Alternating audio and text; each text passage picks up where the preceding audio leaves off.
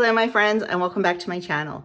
Today is part 3 of the Pantry collab between myself and Kim over to Girl and Her Phone. If you remember, several weeks ago we did a pantry tour. That was the first video. We showed you our pantries, our freezers, how we plan, how we stock up, what we stock up, and why we stock up. That was video number 1. Video number 2 was a meal plan with cooking just from our pantries. We each had our own rules about what we could buy and still consider it a pantry challenge. And then we said in that video that our third video would be the actual meals that we cooked. They're not I shouldn't speak for Kim. Mine are not full cook with me's.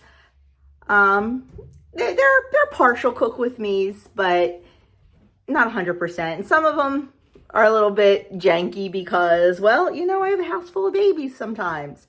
So they're not perfect, but it'll give you a really good idea. One meal I am not showing you because that was actually filmed for yet another collab. I believe it's November 2nd. I don't remember now. I'll have to double check, so don't hold me to that. Myself and Kim and Edie and Sandy and Roy are doing a soup collab. We each made, I think, 4 soups, and we filmed them all for you, and we've been working on it all month, and we're going to put them together, and you'll get that in early November. So one of the meals we had was a soup. So that meal is saved for another day. But the meals I will be sharing with you are roast chicken, horseradish salmon. That one got really janky because I forgot to film it. So sorry. Chicken divan served over rice, Big Mac sloppy joes, then of course the soup, and then Salisbury steak deluxe. That is like such easy meal and a big favorite in our house, especially this time of year. So there are the meals you will be seeing from me.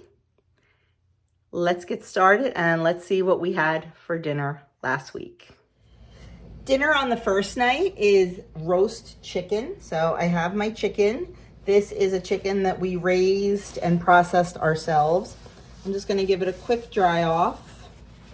Please excuse all the messes on the counter. I am in the process of making 24 pints of applesauce. My kitchen looks like a bomb went off.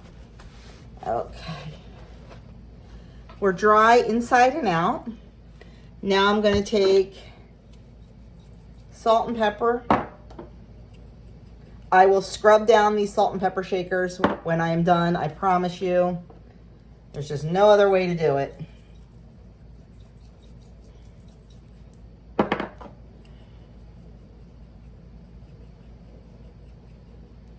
I'm going to take half of a lemon and stick it in the cavity.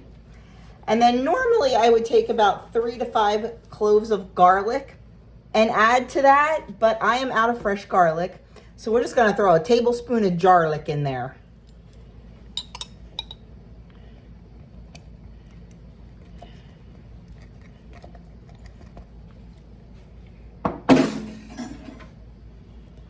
Next thing we're going to do is tie the legs together.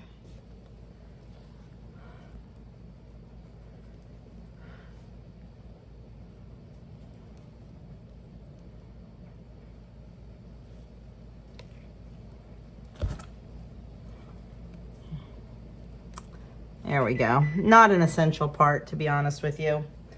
Okay, next we are going to brush him, it was a him, with melted butter. You can do this before you do the salt and pepper. It's a little bit smarter.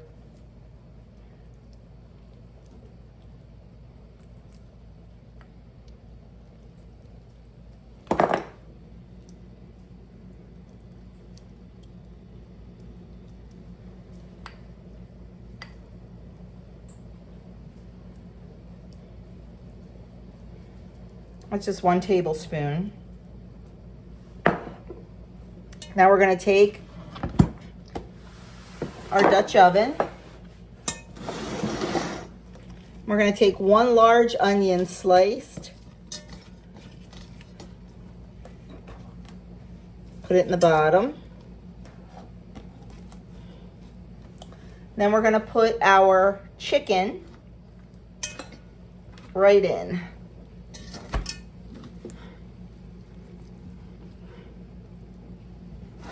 This is going to go in the oven at 425 degrees for 1 hour. Oh, I'm sorry. We're going to put a cup or so of water in the bottom of the Dutch oven.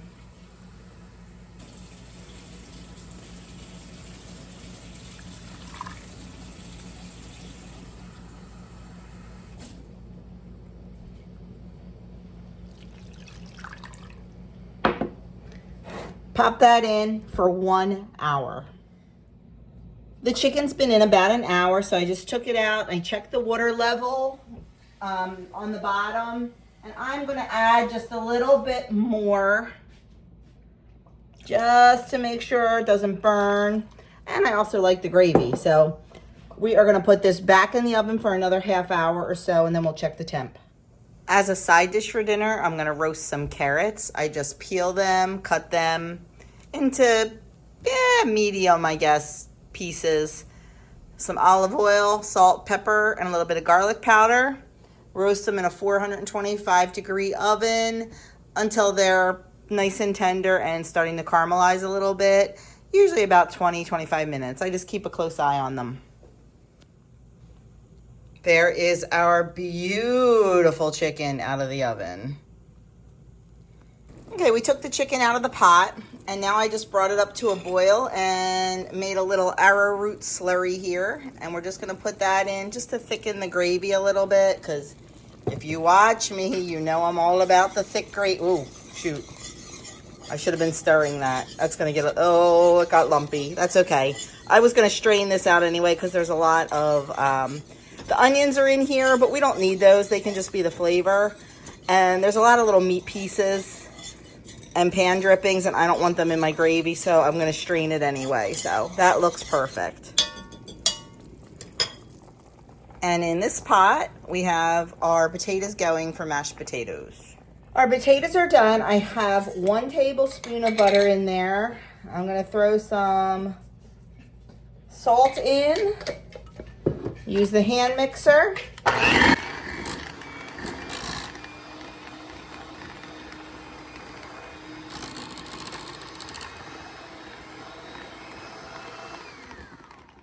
I'm going to start adding a little bit of milk.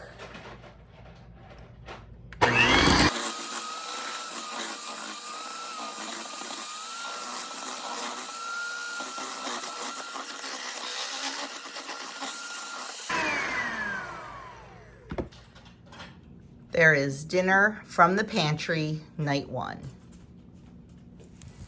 I'm not gonna lie, I forgot to film dinner because we got home from running errands and doctor appointments all day.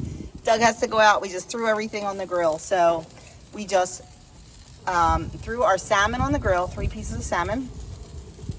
I mixed up some Dijon mustard, some horseradish, some tarragon, some lemon juice, salt and pepper. And we brush that on it.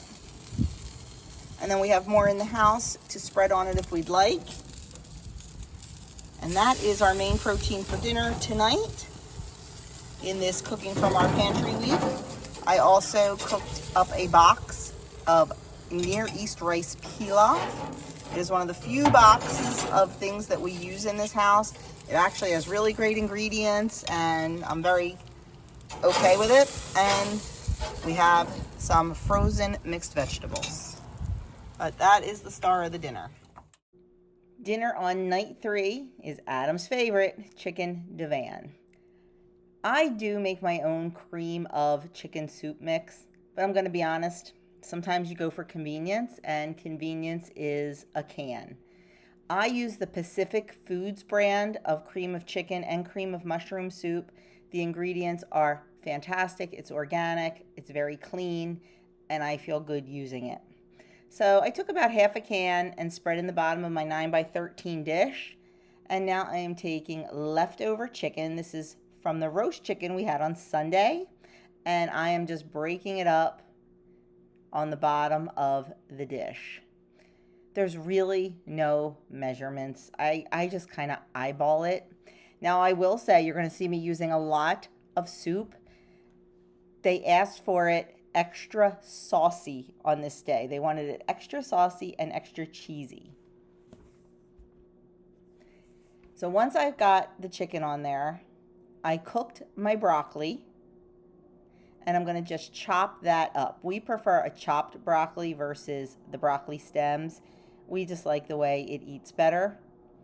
I'm going to sprinkle half of that over top of the chicken. Once that's on there, I'm going to take cheese. I use whatever cheese I have, and there was some American cheese from the deli in the refrigerator that needed to be used up, so that's what we're using. Sometimes I use cheddar, sometimes I use Swiss, whatever's laying around. So I'm just going to put the cheese on top and then start spreading some more of the chicken soup. Usually I think I use 2 cans, but since they asked for it extra saucy, we're going to make it extra saucy. I'm going to spread that on there, and then we're going to layer again some more chicken, some more broccoli, and more cheese, and we're going to finish it off with more soup.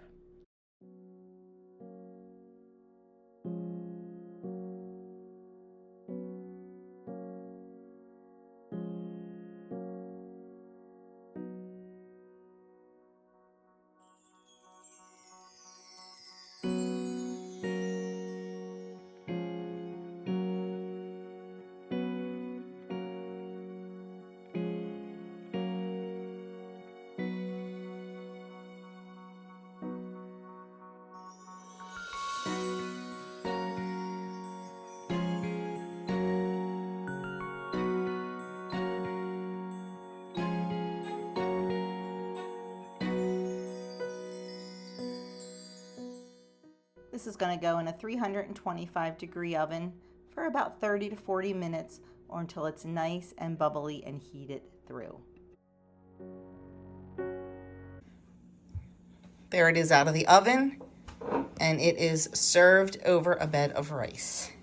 Normally we have a side salad with it, but I kind of ran out of time. So that's tonight's dinner from the pantry. As I'm sitting here editing, I realized that I lost a little bit of intro footage for dinner number 4, Big Mac Sloppy Joes. I needed buns to serve them on, so I tried a new bun recipe, and it turned out fabulous, and that is what I will share before I actually start on the Big Mac Sloppy Joes. So I apologize for losing that intro footage. Maybe I didn't even do intro footage for that. Now I'm wondering.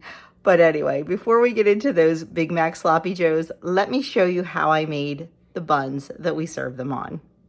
So the first thing I need to do is melt a half a cup of some sort of fat. You can use lard, tallow, butter. You can use oil, like avocado oil or whatever you want to use. I'm using butter just because, I don't know why.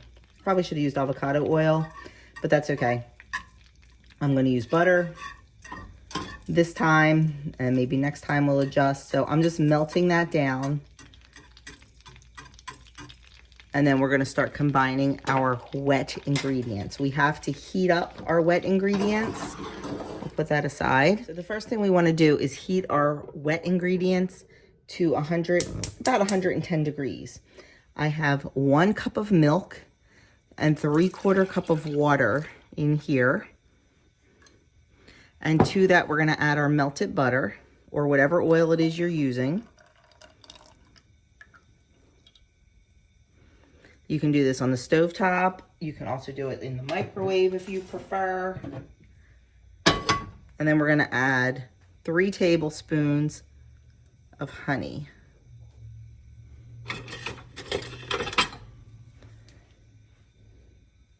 Sorry for my hand in the way. I'm just trying to get every last drop of honey out of there.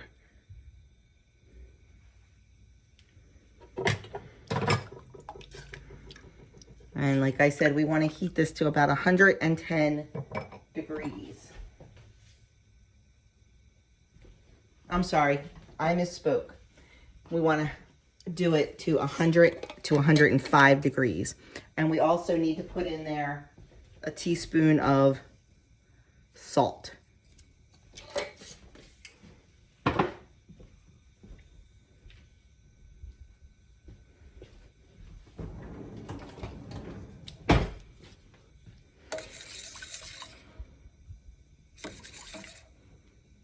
Okay, it's already up there.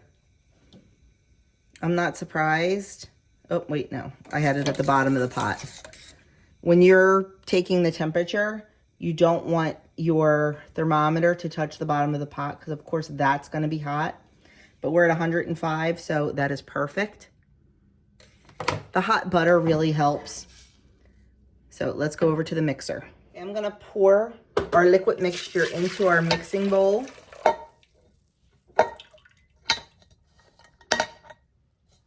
I do this all the time. I put the bowl on there before I should. You know, it's force of habit. And then it makes it hard to get things in and out of the bowl. Okay, our liquid mixture is in there, and to that we're gonna add 2 tablespoons of instant dry yeast. You don't want the active, you want the instant, because that will make things go a little quicker. So we're gonna add 2 tablespoons. We're gonna give it a good stir.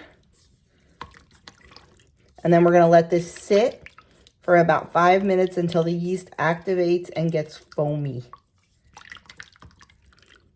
You know what yeast looks like when it activates.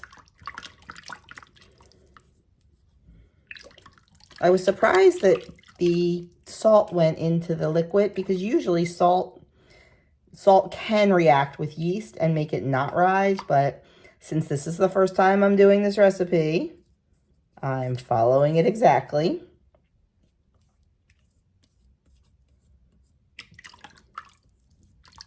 Okay, we're gonna let that sit and see what happens. Okay, that is bubbly. It looks good. And I was watching Ruth Ann's video a little bit while I was waiting for this to bubble up. And she said that if you use butter, it gives it the absolute best flavor. So, good to know. I'm glad I used butter now. I guess I watched her video before and just don't remember it. Let me see if I can adjust you a little bit. Okay. So we're going to add to this 2 cups of all-purpose flour to start. And we're going to mix it well until the dough is nice and smooth. Now, we're going to be putting a lot more flour in it, so it's going to be very, very sticky. It's not going to really look like bread dough yet, so don't panic. We just want to get it started with 2 cups. I would like to try to convert this recipe to, if we like it, to fresh milled flour, but that's going to be for the winter time. There'll be wintertime experiments when things are not so busy. Okay, let's start by adding 2 cups of flour.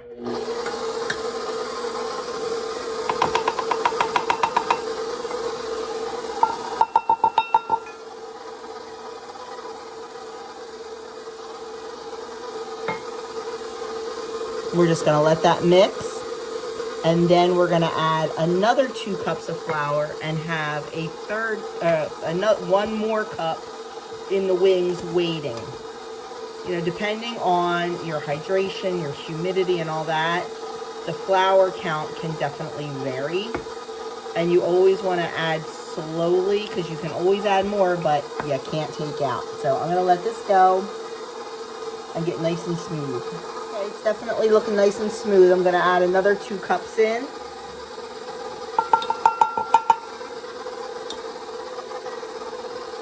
And we're going to let that go a little bit. I'm going to crank it up a little bit. Okay, it's looking good. We're going to start by adding about a 1/2 cup.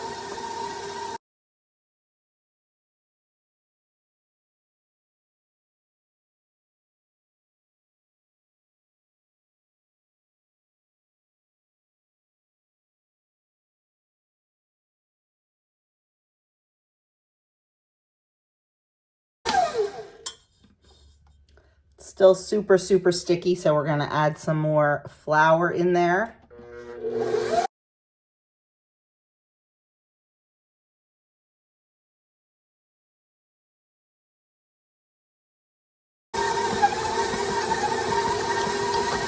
Okay, that looks good. So I'm gonna let the machine go for about 8 minutes to knead the dough. This is looking beautiful. Okay, we are done. So I was watching Ruth Ann's video again, and she does all hers completely by hand. So if you do not have a stand mixer, you can still make these. Okay, just kind of forming it into a ball here. I'm gonna put it right back in this bowl. We're gonna cover it with plastic wrap so we can trap a lot of the heat and humidity in there to help it rise. And it's only gonna take about 10 minutes, the recipe says. So we will see.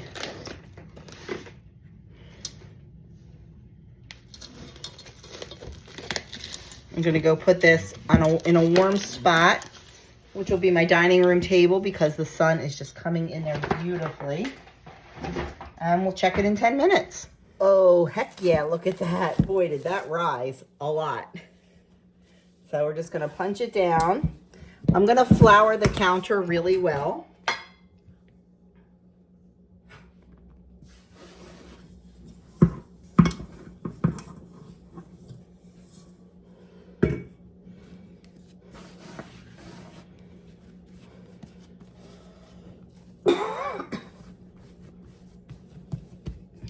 We are going to roll this out to 1/2 inch.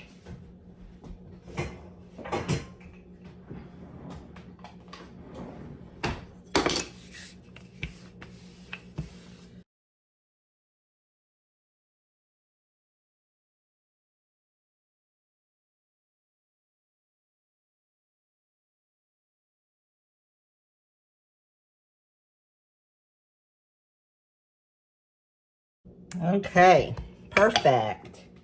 And now you can use whatever you want to cut it. I have several cookie cutters, round cookie cutters in different sizes, but Ruth Ann uses a wide mouth jar lid. So I decided just to do that because I'm trying to follow her recipe exactly.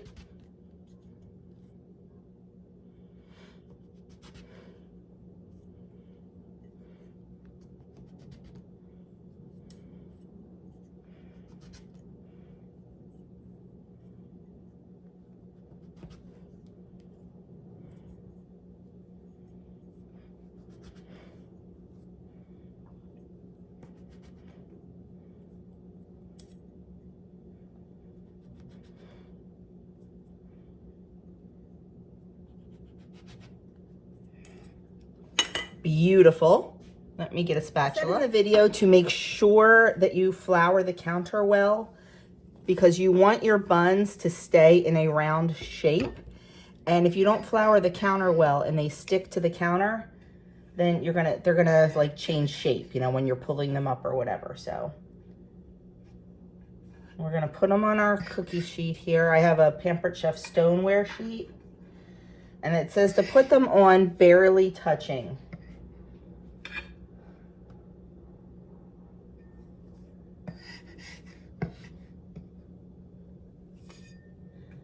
These look beautiful. I think I'm gonna be able to fit 8 on this sheet, and then I'll get out a second sheet.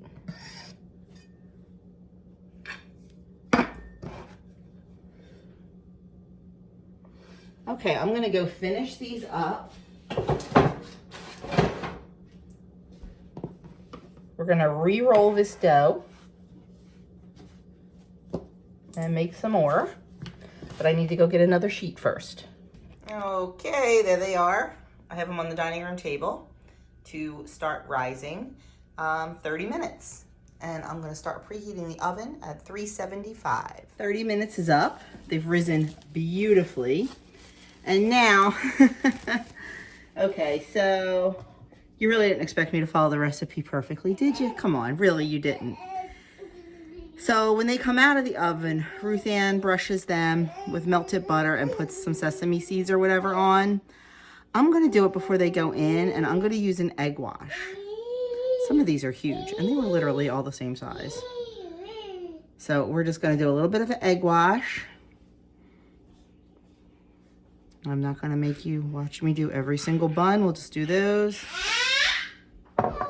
And as you can tell, one of the babies woke up, but I got 90% of this done before they did. So this is only one of them. So this is all I have to do is put them in the oven. And we can do that while they're awake. That's easy. So there we go.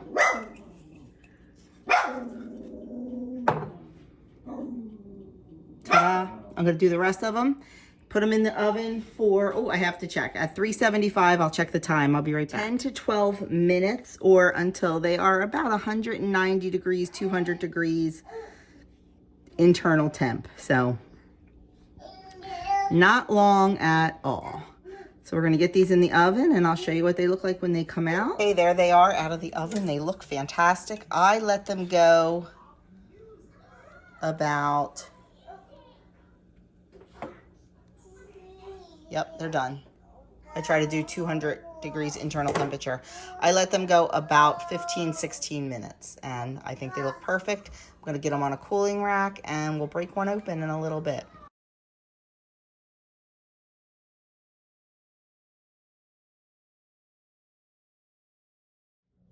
Tonight's dinner is going to be Big Mac Sloppy Joes. But the first thing we need to do is we need to make some Thousand Island dressing, like Big Mac sauce. So in my bowl, I have a half a cup of mayonnaise and a half a cup of Greek yogurt. And to that, we're gonna add 2 ounces of ketchup.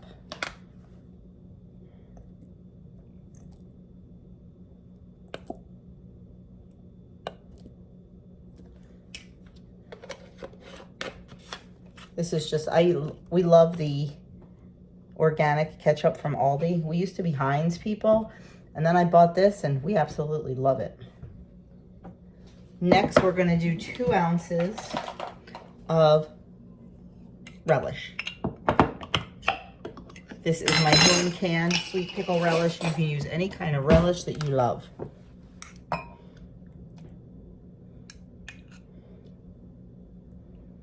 Oops, a little much. Close enough. And then we're going to do a little bit, tablespoon or 2 of finely grated onion.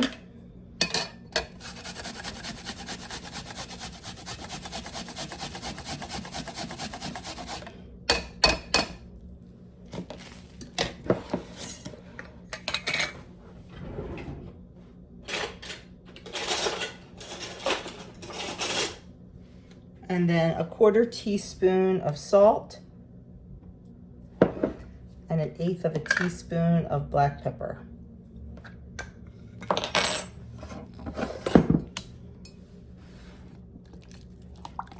And that's it. There's our Thousand Island dressing.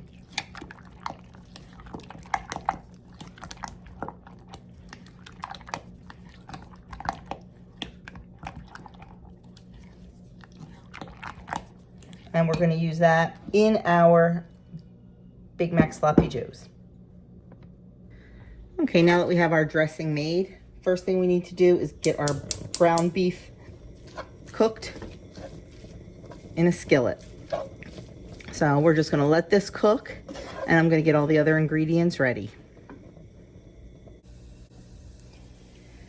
Okay, our meat is all cooked and drained.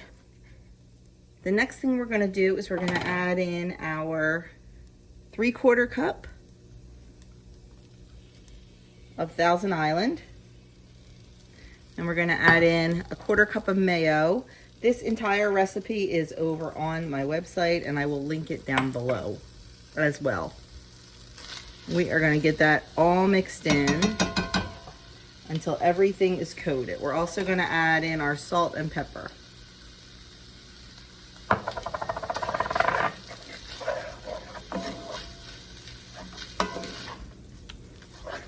Now, the next thing we're supposed to add in is a chopped onion and chopped pickle. My family doesn't really care too much. So, two of my family members do not care for raw onion.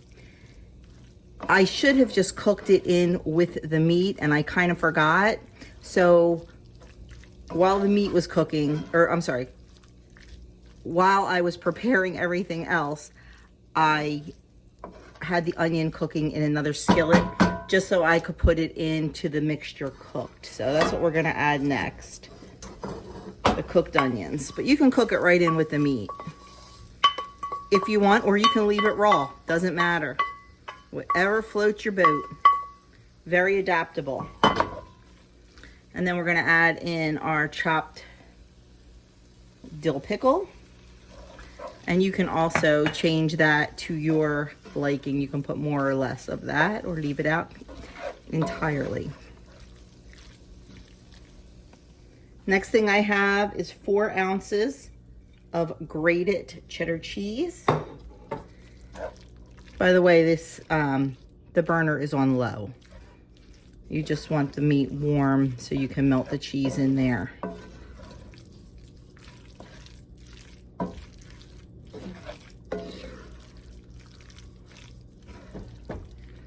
And that's all there is to it. Very quick, very easy, on the table in no time. So we are gonna serve this on buns. About a week or so ago when we had burgers, I made a whole bunch of burger buns. And what we didn't use, I froze. And then I pulled those out of the freezer today. And we will serve our Sloppy Joe mix on those buns. And I'm gonna shred up some lettuce. We can put the shredded lettuce on it as well. I am not gonna be here for dinner tonight to show you the final product. I have a thing at church I need to be at early. I'll try to get the guys to take a picture of their sandwich, but if not, I apologize, but this is what it looks like.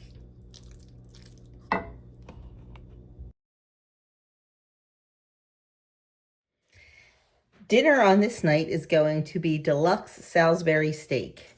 We are starting in our bowl with 1 can of cream of mushroom soup. I use the Pacific Organic brand. It's got great clean ingredients, no junk.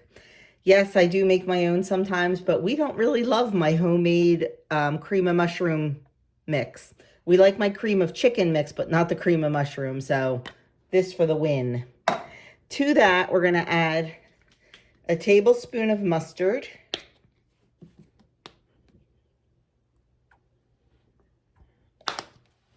We're gonna do 2 teaspoons of Worcestershire sauce.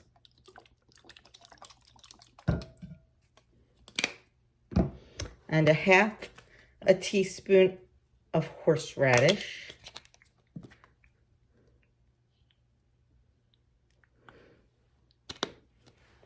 And we are gonna mix this all together.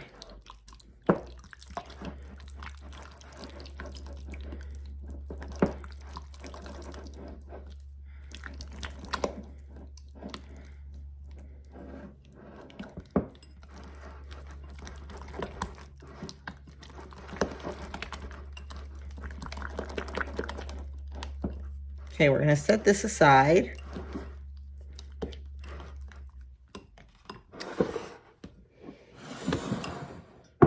And in this bowl,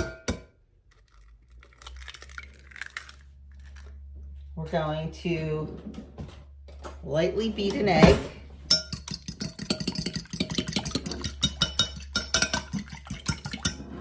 We're gonna add in our breadcrumbs. And then we're going to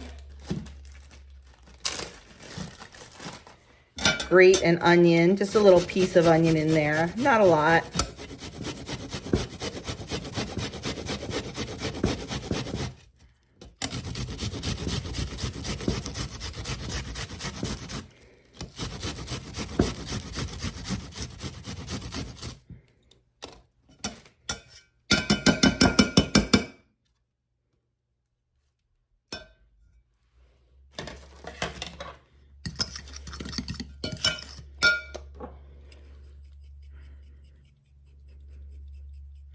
pepper.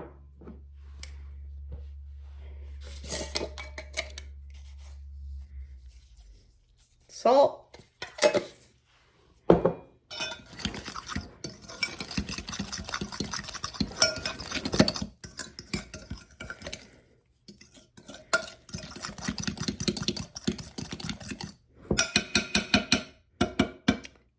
And we're going to add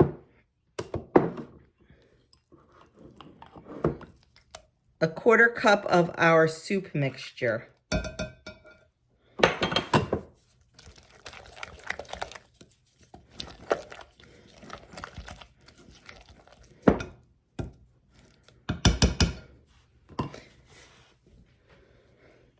The next thing we're going to do is take a pound of ground beef and crumble it over our mixture. I have my gloves on because I have 3 cuts on my hands and they hurt. Okay. And we're just going to get that mixed in.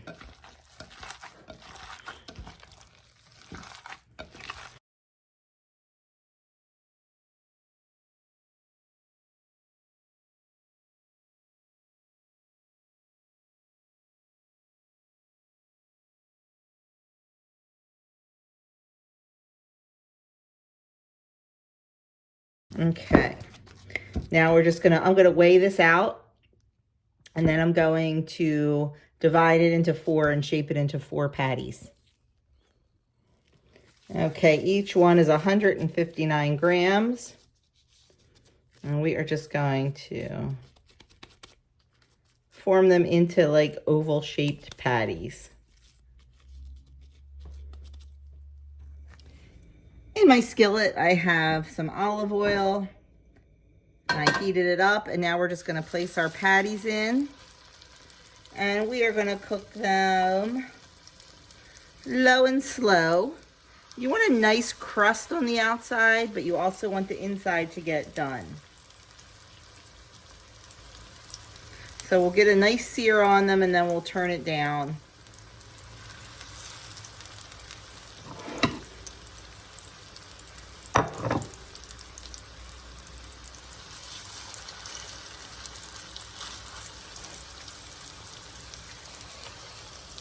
Okay, see that nice brown color? That's what you want. That color is flavor. So just flip them. We're going to let the other side get nice and dark. Then they'll finish cooking inside the sauce. Okay, both sides look really nice. So what I'm going to do now is just turn it down. And I added a 1/2 cup of water to our remaining soup mixture.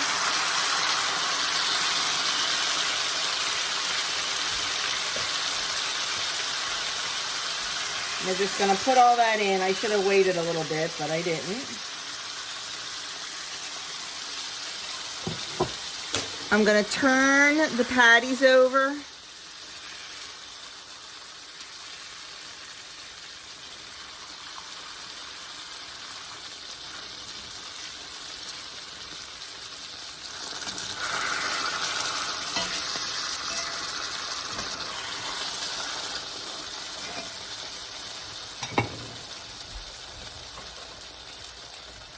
I'm going to just cover these a little bit.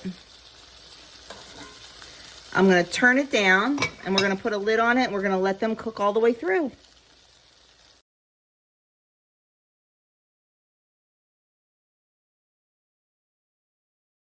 Well, friends, there you had it. That was my week's worth of pantry meals. So what I purchased from the store for those meals was, what did I purchase? I did purchase something. Now I forget what it was. Baby spinach. And that was for the soup, so you're not even going to see that. But that was the only thing I had to purchase, was fresh baby spinach. So I'm pretty happy about that. It was really good, not spending any money on groceries last week. Yeah, so thank you so much for watching. I hope this little series that we did inspired you. I hope it made you realize that there is not one right way of doing something, because you know, Kim and I are polar opposites when it comes to a lot of things concerning food, and that's okay. It's okay. You do what's best for you and for your family, and you support those that do something different. So that's how we look at it. But I hope you got some inspo from either myself or Kim or both of us through the pantry tour, through the menu planning, and then through the cooking. Thank you so much for watching. Don't forget to go check out Kim's videos. I will link the other 2 videos at the end of this video and also down in the description box below, along with Kim's video. So you can go check those out, and thanks for watching, and I will see you all in my next video.